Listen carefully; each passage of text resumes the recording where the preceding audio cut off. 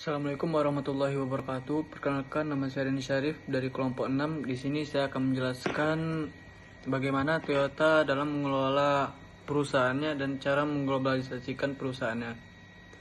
Yang pertama, latar belakang dari perusahaan Toyota. Toyota adalah salah satu perusahaan otomotif terbesar di dunia yang terletak di Toyota City, Prefektur Aichi di Jepang.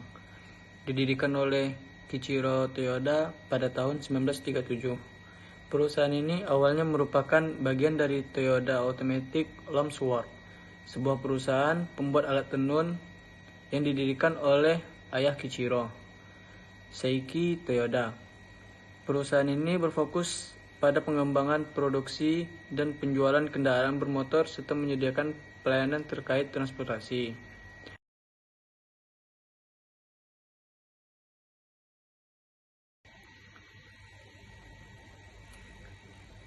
Cara Toyota mengglobalisasikan produknya melalui beberapa strategi, yaitu penelitian dan pengembangan lokal. Toyota mendirikan pusat pabrik di beberapa negara untuk memahami kebutuhan pasar lokal dan mengembangkan produk yang sesuai. Ini membantu mereka berinovasi sesuai dengan preferensi konsumen di setiap wilayah. Yang kedua, ada pabrik global. Dengan mendirikan pabrik di berbagai negara, Toyota dapat memproduksi kendaraan secara lokal, mengurangi biaya transportasi, dan meningkatkan respon terhadap permintaan pasar. Ini juga menciptakan lapangan kerja dan mendukung ekonomi lokal. Yang ketiga, ada kustomisasi produk. Toyota menyesuaikan model dan fitur kendaraan mereka untuk memenuhi kebutuhan spesifik pasar. Misalnya, kendaraan yang lebih kecil dan hemat bahan bakar mungkin lebih diminati di negara-negara berkembang, sementara SUV lebih populer di pasar tertentu. Yang keempat, ada strategi pemasaran global. Toyota menerapkan strategi pemasaran global yang sesuai untuk berbagai pasar.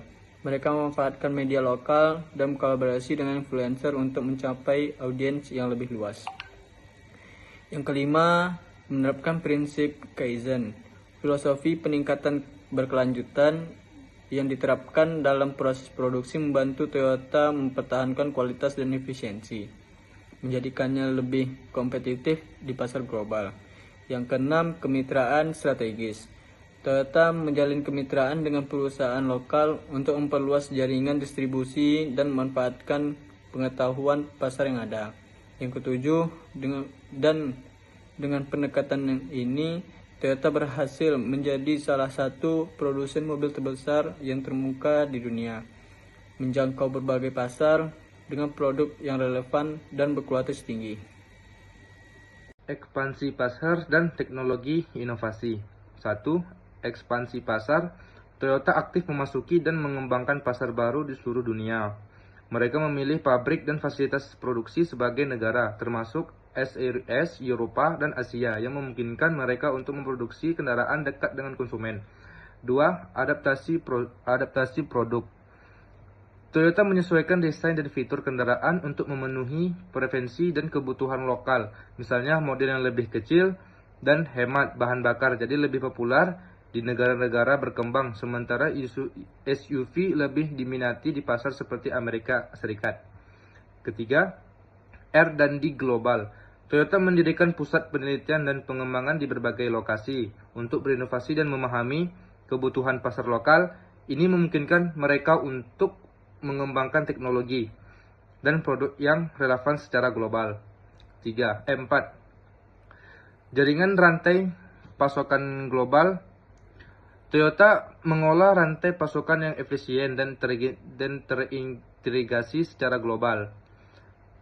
Yang kelima, kolaborasi dan aliansi. Toyota menjalin kemitraan dengan perusahaan lain dan lembaga penelitian untuk meningkatkan kapasitas inovasi dan berbagai pengetahuan. Yang keenam, pemasaran internasional.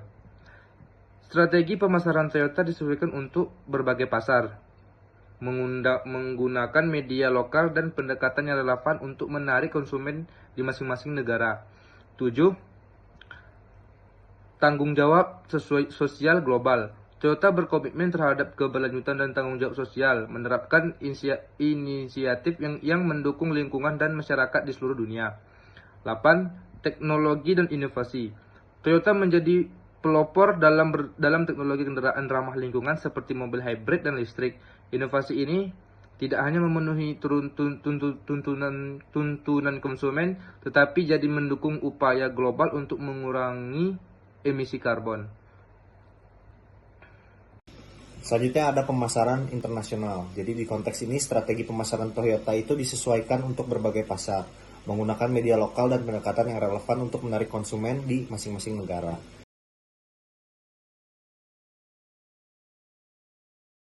Juga tanggung jawab sosial global. Nah, di konteks Toyota ini, Toyota selalu berkomitmen terhadap keberlanjutan dan tanggung jawab sosial, menerapkan inisiatif yang mendukung lingkungan dan masyarakat di seluruh dunia. Selanjutnya saya akan menjelaskan tentang manajemen risiko global. Manajemen risiko Toyota itu diimplementasikan secara global untuk menghadapi berbagai tantangan seperti perubahan regulasi internasional, ketidakstabilan politik, fluktuasi mata uang, serta isu lingkungan dan juga sosial. Lalu Toyota juga menggunakan pendekatan manajemen risiko proaktif yang mencakup identifikasi risiko di berbagai pasar, termasuk ketergantungan rantai pasar global dan pengelolaan risiko iklim yang mempengaruhi produksi dan distribusi kendaraan.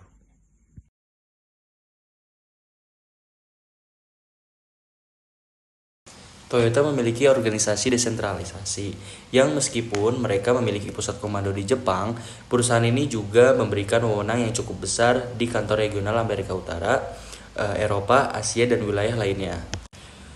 Toyota mengoperasikan berbagai unit bisnis di seluruh dunia dengan manajemen lokal yang memiliki tujuan otonomi tertentu, namun tetap mengikuti arahan strategis dari kantor pusat yang terletak di Toyota City, Jepang. Lalu ada Dewan Direksi, yang pertama ada Presiden dan CEO. Yang dimana CEO ini adalah pemimpin utama yang bertanggung jawab atas seluruh operasi Toyota secara global. Yang selanjutnya ada Chairman, posisi ini biasanya lebih kepada peran pengawasan strategis kepada eksekusi operasional sehari-hari. Dan yang ketiga ada Vice Chairman, ya, biasanya mengisi peran senior yang mendukung Chairman dalam tugas-tugas strategis. Dan yang keempat ada CFO, yaitu Chief Financial Officer yang bertanggung jawab atas keuangan kepada Toyota. Lalu yang terakhir ada Director, mereka mungkin mengawasi di bidang-bidang tertentu yang lebih spesifik, seperti penilaian, pengembangan, pemasaran, operasi internasional, dan juga manufaktur. Pengawasan global oleh Dewan Direksi. Dewan Direksi Toyota mengawasi operasi global dan memastikan bahwa kebijakan yang diterapkan secara lokal sesuai dengan visi, misi, dan tujuan perusahaan. Dewan Direksi juga berperan dalam memantau kebijakan global mengenai keberlanjutan inovasi, manajemen risiko, dan kepatuhan terhadap regulasi di seluruh negara tempat Toyota beroperasi.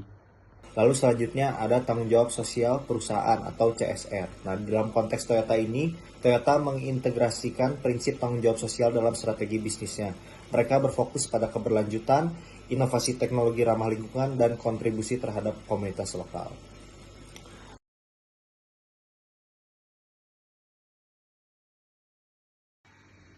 Keterlibatan aktor-aktor dalam perusahaan Toyota. Yang pertama ada manajemen perusahaan.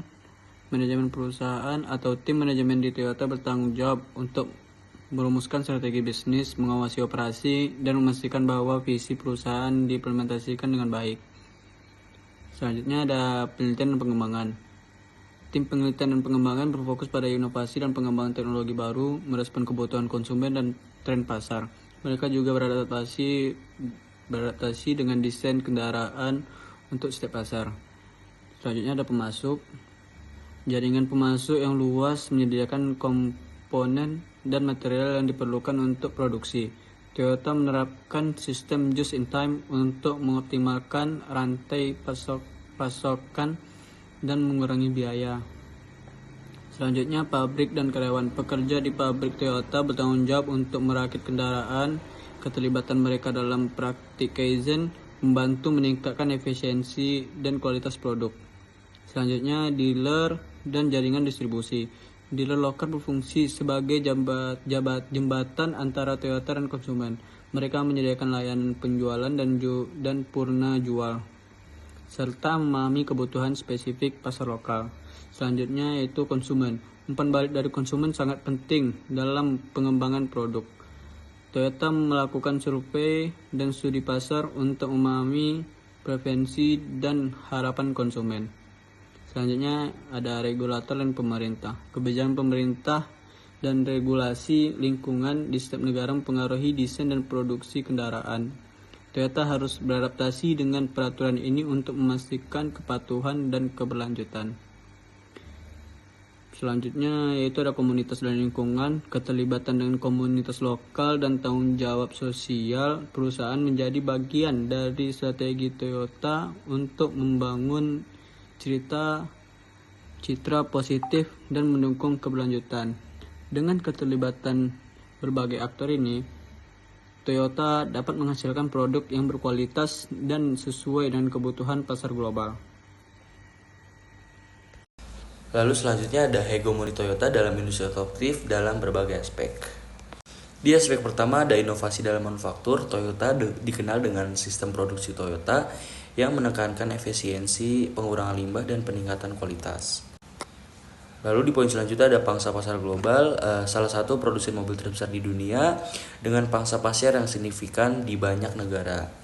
Lalu ada kualitas produk, reputasi Toyota untuk keandalan kendaraan memberikan kepercayaan kepada customer. Hal ini menguatkan posisinya di pasar.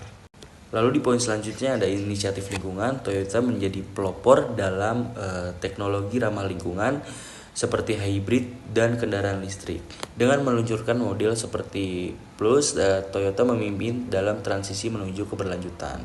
Selanjutnya ada kemitraan dan aliansi. Toyota menjalin kemitraan strategis dengan perusahaan lain, memperluas jangkauan pasar dan juga meningkatkan kemampuan inovasi.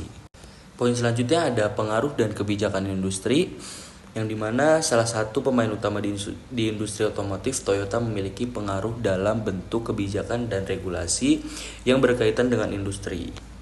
Dan yang terakhir ada pemasaran dan branding.